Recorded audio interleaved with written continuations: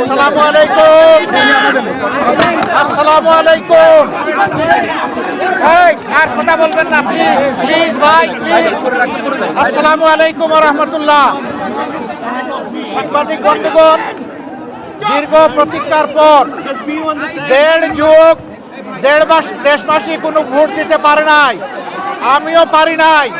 2014 সাল, 18 সাল, 24 সাল জেলেই ছিলাম, ভোট দেওয়ার সুযোগ হয় নাই। এই তিনটা ভোট হারানোর পরে আজকে আলহামদুলিল্লাহ আল্লাহ তাআলা আমাদেরকে ভোট দেওয়ার সুযোগ দিয়েছেন। আমি মহান রব্বুল আলামিনের শুকরিয়া আদায় করি। আল্লাহ তাআলা এই ভোটের মাধ্যমে বাংলাদেশে একটা নতুন অধ্যায়ের সূচনা করে দিন, সেটা দোয়া করি।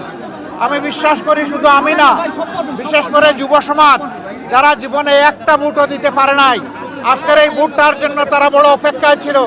এই ভোটটা শান্তিপূর্ণ হোক, সুষ্ঠু হোক, সন্ত্রাস মুক্ত হোক, দখল মুক্ত হোক এবং সবার কাছে গ্রহণযোগ্য হোক, এটা আমরা দোয়া করি। এই ভোটের মাধ্যমে আগামীতে এমন সরকার গঠিত হোক, যেই সরকার কোনো ব্যক্তি, পরিবার, দলের হবে না, বরঞ্চ যে সরকার হবে 18 কোটি মানুষের, জনগণের সরকার। আমরা সেই সরকার গঠনের ব্যাপারে আশাবাদী। আপনারা আমাদের জন্য দোয়া করবেন। আজকে এই ভোট দিয়ে আমরা এখান থেকে শুরু করলাম, পরবর্তী পর্যায়ে অন্যান্য কেন্দ্রেও যাব, একটু দেখব। আমি আপনাদের সকলের সহযোগিতা চাই। দেশ আমাদের সকলের, এই দেশটা গড়তে হবে সকলে মিলে, হাতে হাত মিলিয়ে। মিডিয়া একটা গুরুত্বপূর্ণ ভূমিকা থাকে, এটা জানেন যে মিডিয়া সমাজের চতুর্থ স্তম্ভ। এই চতুর্থ স্তম্ভকে আমরা দেশ গড়ার কাজে আমাদের পাশে চাই।